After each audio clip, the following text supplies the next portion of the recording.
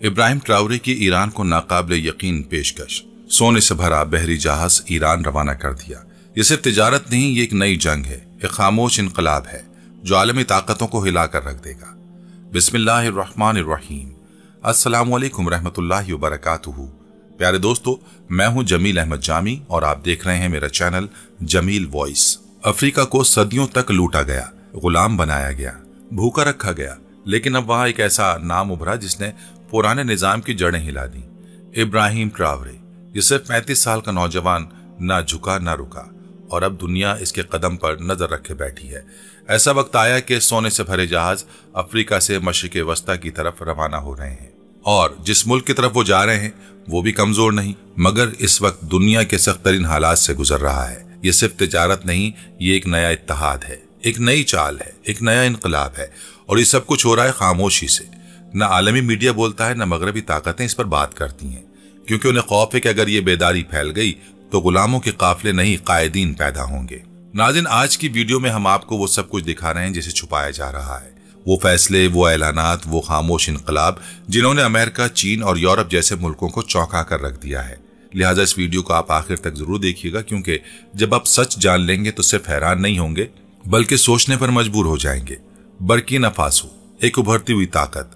नाज़रीन, बर्र-ए-आज़म अफ्रीका के मगरबी हिस्से में वाक़ई एक छोटा सा मगर वसाइल से मालामाल बर्किना फासो वो जगह है जहां हर साल अंदाजन 80 से 90 टन सोना जमीन से निकाला जाता है। लेकिन ये सोना ना उनके बच्चों के स्कूल बनाता है, ना अस्पतालों को रोशन करता है।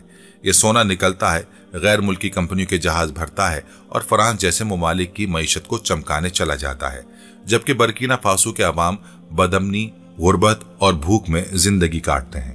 मगर अब इब्राहिम ट्रावरे ने इस पुरानी कहानी को रोक दिया है। इख्तिदार संभालते ही उसने सबसे पहला कदम उठाया, फ्रांस की फौज को मुल्क से निकाल दिया।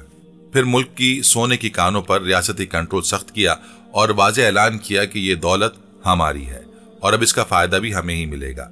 फैसला सिर्फ अलामती नहीं था बल्कि निजाम बदलने का आगाज था और यही वो लम्हा था जब दुनिया की नजरें घूमकर एक नौजवान मुस्लिम अफ्रीकी सदर इब्राहिम ट्रावरे पर आ ठहरी।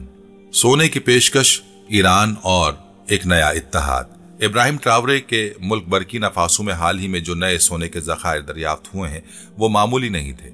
माहिरीन का कहना है कि इन ज़खायर में सोना न सिर्फ पहले से कई गुना ज्यादा गहरा है बल्कि इसकी मिकदार इतनी है कि अगर इसे दुरुस्त तरीके से इस्तेमाल किया जाए तो पूरे मुल्क की मईशत को चंद सालों में मुकम्मल तौर पर बदल कर रख देगी। लेकिन यहाँ इब्राहिम ट्रावरे ने ऐसा फैसला कर डाला जिसने सिर्फ मगरिब नहीं बल्कि मशरिक को भी चौंका दिया। उसने इन सोने के ज़खायर का एक बड़ा हिस्सा ईरान के लिए मखसूस कर दिया। वो ईरान जो इस वक्त इसराइल के साथ ईरान कशीदगी में घिरा हुआ, जिस पर मगरबी पाबंदियां मुसलसल बढ़ती जा रही हैं, जिसे आलमी बिरादरी में तनहा करने की हर मुमकिन कोशिश की जा रही है। ऐसे वक्त में इब्राहिम ट्रावरे ने दोस्ती, गैरत और इस्लामी भाईचारे की एक नई मिसाल कायम की। उसने सोने से भरा हुआ बहरी जहाज ईरान की मदद के लिए रवाना कर दिया। सोचने की बात यह है, एक ऐसा मुल्क जिसके अवाम बरसों से महरूमी में जीते आए हैं, आज वो दुनिया के एक बड़े इस्लामी मुल्क को खालिस सोना देकर मदद कर रहा है।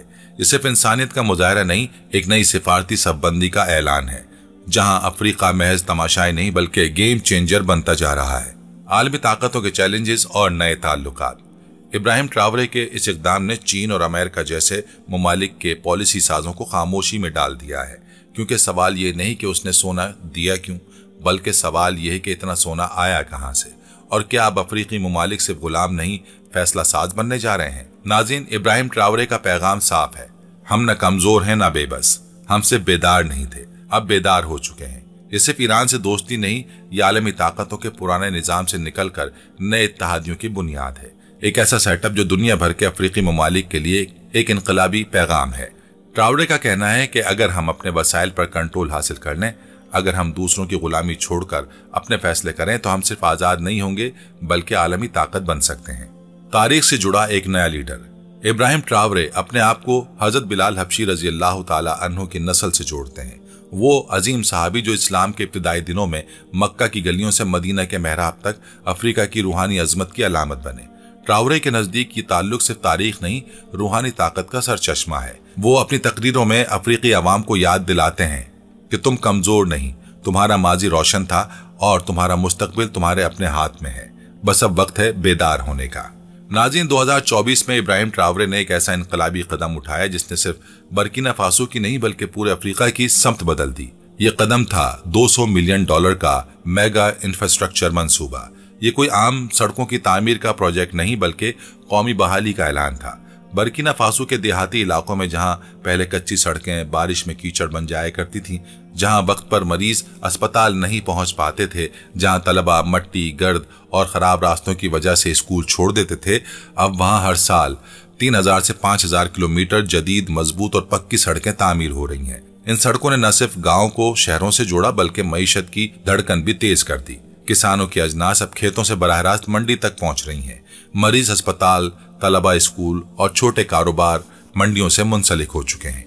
यही वो पहलू है जिसने चीन अमेरिका को हैरत में डाल दिया है। दुनिया के 2 सबसे बड़े ताकतवर मुमालिक, कई माहिरीन, इंजीनियर्स और पॉलिसी साज ये सोचने पर मजबूर हो चुके हैं, आखिर ये कैसे मुमकिन हुआ?